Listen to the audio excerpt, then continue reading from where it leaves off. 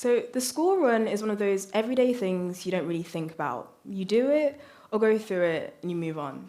It's the same trips, same streets, and same faces. But if you stand at the school gate long enough, clipboard in hand, you'll start to see it differently. There's a driver who turns a residential street into a Formula One course, been reversing into the same gap for years, don't even look at their wing mirrors anymore. There are the kids on scooters who found the only bit of pavement not blocked by cars, weaving through it like it's a game, because it is. And there's a crossing where everyone waits and then dashes anyway, because the lights take forever. And for a few minutes, the whole thing peaks. Cars everywhere, kids weaving, parents calling. And when I first started looking at this, I thought, well, if you fix the traffic, then you fix the problem. But the more I watched, the more I realized that this is merely the transport system telling the truth. In those peak hours, you can see how change really spreads. You can see what makes people choose the car over the pavement, and you can really see what happens when you stop and look. So I started to look at the school run differently, in what it can teach us about how we move, what holds us back from our transport choices, and what it reveals about what's possible next for our cities. Most transport planning frameworks assume people make decisions rationally. In transport planning, we talk about behavior change as if people wake up with a calm mind, spare time, and a deep desire to optimize their travel choices. The school run is the epitome of irrational travel behavior, and that makes perfect sense. It's a journey that collapses under the weight of lost shoes, tired children, tired adults, and rain that feels personally targeted. It's emotional, situational, and deeply influenced by context. The school run has revealed to me that lived reality beats behavior change every time unless the environment changes or is somewhat easy to adapt to. The gap between what people want to do versus what people will do is not about the lack of willpower, it's about friction. There are real-world barriers that dominate these decisions: time, pressure, stress, your children's needs. The school run has taught me that behavior change has very little to do with persuasion and everything to do with making the desired change the default. So take park and stride.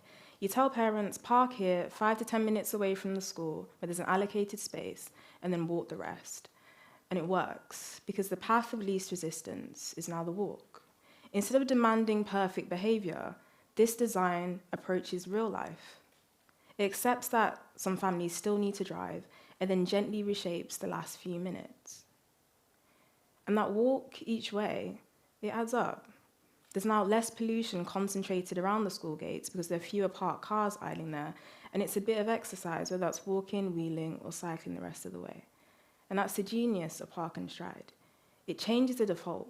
The drive is shorter, and that friction drops just enough that the more sustainable choice starts to feel like the natural one.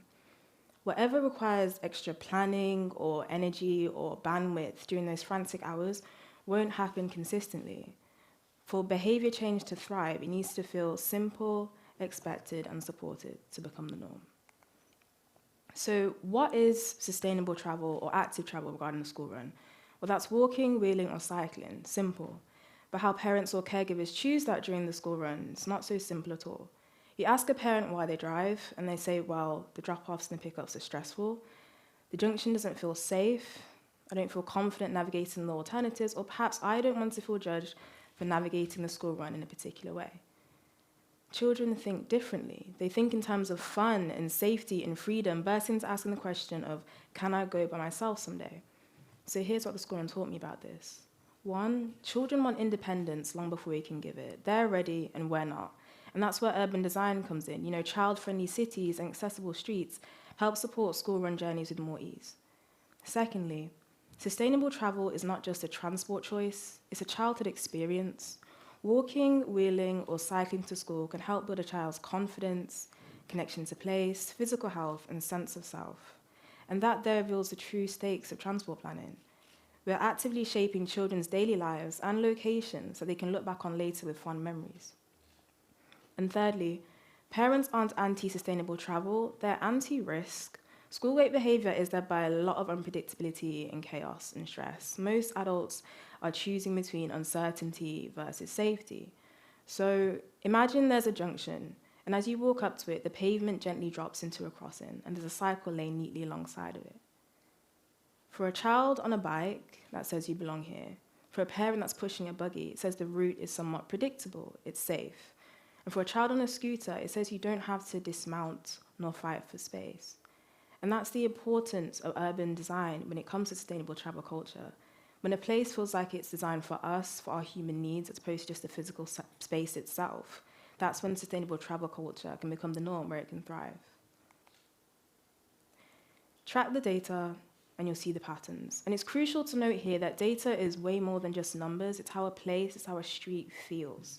So we include conversations with parents, teachers, residents, pupils about whether the school run feels welcoming, worrying, or safe enough for a child to wait alone.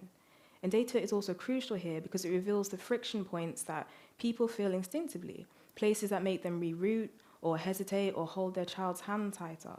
So when we gather that, the numbers and the feelings, that data presents such a fuller, richer context of what's actually happening in neighborhoods, in cities. And that's exactly what decision makers need to see. Now, monitoring, people forget what streets and roads used to be like astonishingly quickly. I know I have. You add a new infrastructure, whatever that may be, a crossing, and months later, people question, wasn't it always like this? And that's the importance of monitoring. Monitoring presents the before and illuminates the after. It turns anecdote into evidence, and that evidence can then go on to inform infrastructure improvements that can create long-term positive change, potentially replicable citywide. So to stress the importance of data and monitoring, it's so needed. It makes the invisible visible, including how a place feels, and reveals to us what's possible next for our cities. So a lesson that was hidden in plain sight for me is that transport is not just about prioritizing vehicles or different transport choices. It must always center people, real people, rushed, tired, late, hopeful, stressed, just trying their best. The school run is an excellent starting point in transforming how we travel. It's honest, it's emotional, it's constant, and it's citywide. Because when we address the school run, we can create conditions where behavior change feels natural, where sustainable travel feels desirable, where data reflects the full stories of travelers and monitoring shows real, measurable improvements. By addressing the school run, we can help reshape our cities, one morning and afternoon at a time. Thank you.